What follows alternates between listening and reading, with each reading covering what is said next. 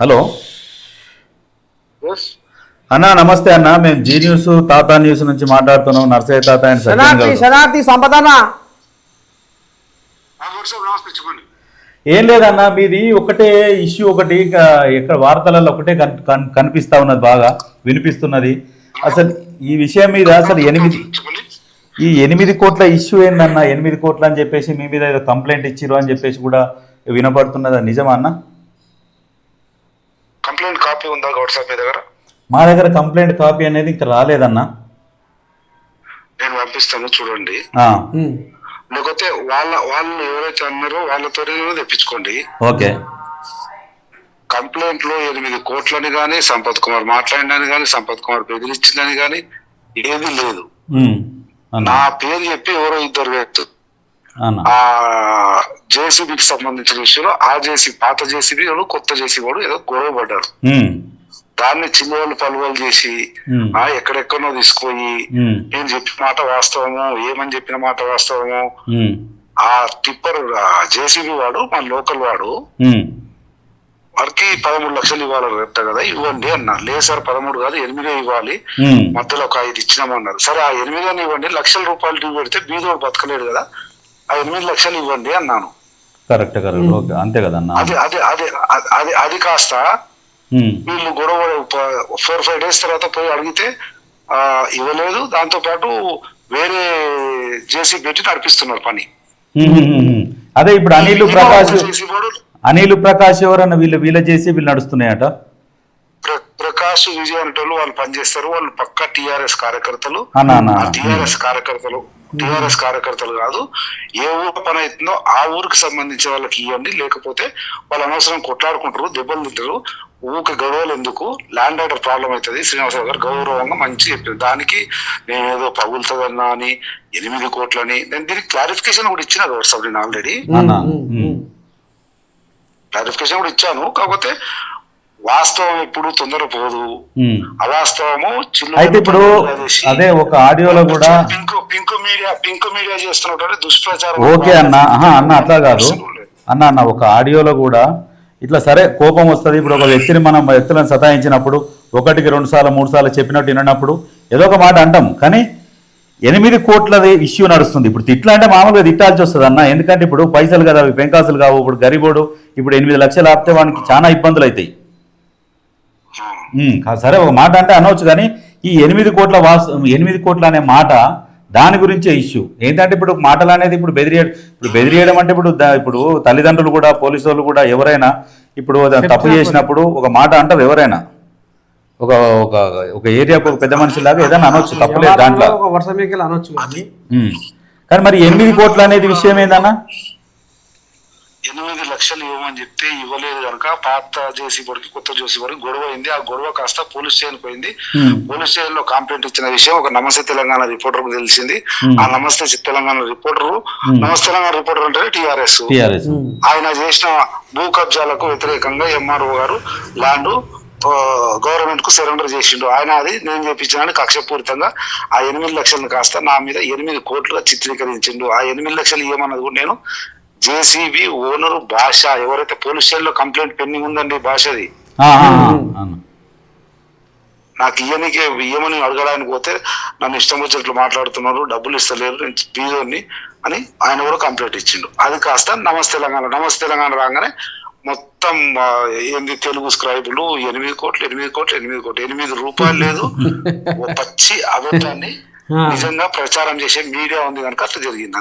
సంపదన నేను నర్సయ్య తాతను. ఇప్పుడు మన్యకృషాకు కూడా ఏమనుకొస్తున్నా అంటే ఇప్పుడు ఆ కాంట్రాక్ట్ ఉద్యోగాలు రావాలన్నా కాగితాలు ఆయన కాడికే పోవాలి, ఆయన టిక్కు పెడితేనే వస్తాయి. ఇక ఆయన మస్తుగా నడిపిస్తుండు ఇసుక దందా అని అదాని ఇదని కూడా మరి ఈ కోల్యాగ ముంగటేస్తుంది. మరి ఏం చెప్తావు ఆ కోల్యాగకు? ఏదైనా ఉంటే ప్రూఫ్ తో మాట్లాడాలి. ప్రూఫ్ అని చూపించే కాగితం ఏదైతుందో కృష్ణాంకు చూపించినా, కేటీఆర్ చూపించినా, హరీష్ చూపించినా అదే పేపర్ చూపిస్తున్నా. ఆ పేపర్ మీకు పంపిస్తా, మీరు తెచ్చుకోండి, లేదంటే మీడియాలో కూడా ఉంది. ఏ ఒక్క ముక్క కూడా దాని గురించి లేదు. కానీ ఇట్లా పెడతారు 8 కోట్లు, ఇట్లా పెడతారు ఇసుక మాఫియా, ఇట్లా పెడతారు. అయితే 8 కోట్లు అనేది మీ ఆడియోలో ఎక్కడ కూడా వినలేదన్న మేము కూడా. That's what I am saying Goud saab. Okay journalist you are రాసేయండి, చెప్పేసేయండి, ఓకే. ఏం పని లేదు. ఓకే ముక్క కూడా లేదు. ఆ కాగితాలు చెప్పి చెప్తున్నారు ఆ లేడీ ఆఫీసర్ భయపెట్టించారని అంటారు. లేడీ ఆఫీసర్ భయపెట్టడం కాదు, 8 సంవత్సరాలుగా అక్కడ ఉండి టిఆర్ఎస్ కు కొమ్ము కాసి అక్కడనే అదే ఆఫీస్ లోనే అనైతిక కార్యక్రమాలు చేస్తుందని పలు కంప్లైంట్లు వచ్చిన తర్వాత కూడా ఒక్క కాగితం కూడా ఎవరికి ఇయ్యదు, టిఆర్ఎస్ వాళ్ళకి తప్పితే ఎవరికి ఇయ్యదు. 6 మంది టెండర్లు వస్తే దాంట్లో ఒకటి మాది.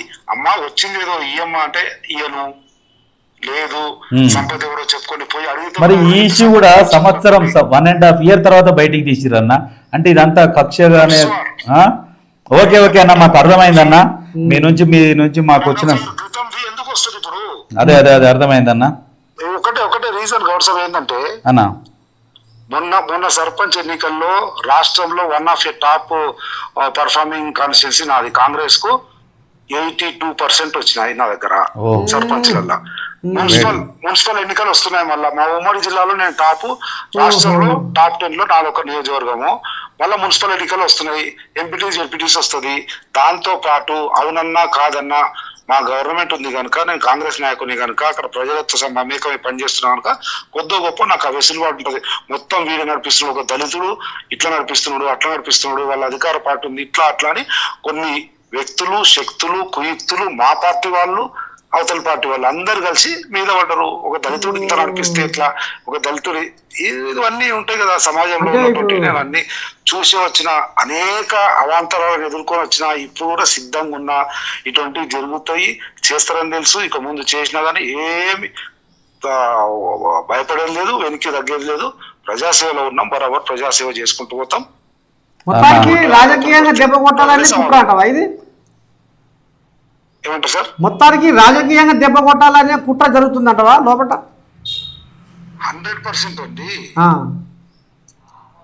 అవతల పార్టీ వాళ్ళు, టిఆర్ఎస్ వాళ్ళు, నమస్తే తెలంగాణ, తెలుగు స్క్రైబ్ వాళ్ళ పెయిడ్ ఛానళ్ళు చేస్తున్నారు అనేది నిర్ధారణ అయింది. బీఆర్ఎస్ వాళ్ళు ఉన్నారని కృషాంకులు, హరీష్, కేటీఆర్ మాట్లాడడం తెలిసిపోయింది. దాంతో పాటు మా వాళ్ళు కూడా తోడైండ్రు. అమ్మ దొరికిన ఛాన్స్ నేను ఏదో చేసేస్తే ఇంకా మనకి ఏదో అడ్డం ఉండడానికి ఎన్నో ఒడిదుడుకులు ఎదుర్కొని ఎత్తు పల్లాలు అన్ని చూసి కష్టపడి ఈ స్థాయికి వచ్చిన వ్యక్తి ఒక దళిత బిడ్డని, అంటే ఓర్వలు ఈ నిజంగా వాస్తవానికన్నా బీఆర్ఎస్ వాళ్ళు దళితులని చూస్తే ఓర్వలేకపోతారు. దళిత బిడ్డని ఇప్పుడు అసెంబ్లీలో స్పీకర్ గా దళిత బిడ్డ ఉన్నాడు కాబట్టి దళిత బిడ్డని ఎక్కడ అధ్యక్ష అని పిలవాలని కూడా ఆయన వస్తలేడని చెప్పేసి చాలా కొంతమంది డైరెక్ట్ అంటుంటే కూడా మేము విన్నాం అన్నది. టిఆర్ఎస్ లో సమాజంలో ఉన్నది ఒకటైతే, మా దగ్గర గద్వాల అలంపూర్ లో ఉన్నది ఇంకా టిపికల్ సిచ్యువేషన్ ఉంటది. ఆ సిచ్యువేషనే ఈ రోజు నా మీద తప్పుడు ఆరోపణలు, కుట్రపూరిత ఆరోపణలు, పచ్చి అబద్ధాలను నిజాలుగా చిత్రీకరించడానికి చేస్తున్నటువంటి కుట్రలో భాగంగా ఇవన్నీ జరుగుతున్నాయి. అయినా కానీ ఏ మాత్రము నేను వెనుకడిగేసి లేదు, తగ్గేది లేదు, భయపడేది లేదు, ఎవరికి లొంగేది లేదు.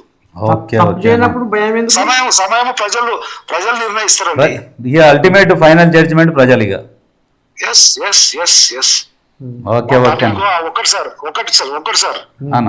ఒకవేళ సంపత్ కుమార్ డబ్బులకు కక్కుర్తో ఉంటే ఇదే హరీష్ రావు, ఇదే కేటీఆర్, ఇదే కేసీఆర్ నన్ను అనేక రకాలుగా మచ్చగా చేసుకుని 30 కోట్ల రూపాయలు ఇస్తాము, 420 కోట్ల కాంట్రాక్ట్ ఇస్తాము తుమ్మిలేదని చెప్తే కూడా డబ్బులకు ఆశపడి నా క్యారెక్టర్ చంపుకునేటోని కాదు, నా నమ్మిన తల్లి లాంటి పార్టీకి వ్యతిరేకంగా పోయేటోని కాదు. అది తెలిసి కూడా నేనేంది, నా రోషమేంది, పౌరుషమేంది, నిజాయితీ ఏంది అనేది తెలిసిన వాళ్ళు కనుక ఇటువంటి అరే నేను అప్పుడే పోతుంటండి. మీకు తెలుసు కదా, సీనియర్ జర్నలిస్ట్ గా నేను ఎమ్మెల్యే ఉన్నప్పుడు ప్రయత్నం చేసారు, ఇన్ని కోట్లు ఇస్తాం, అన్ని కోట్లు ఇస్తాం, ఆ కాంట్రాక్ట్లు ఇస్తామని. తృణప్రాయంగా కాదని ఇంకా కట్టుబడి ఉన్నా నేను.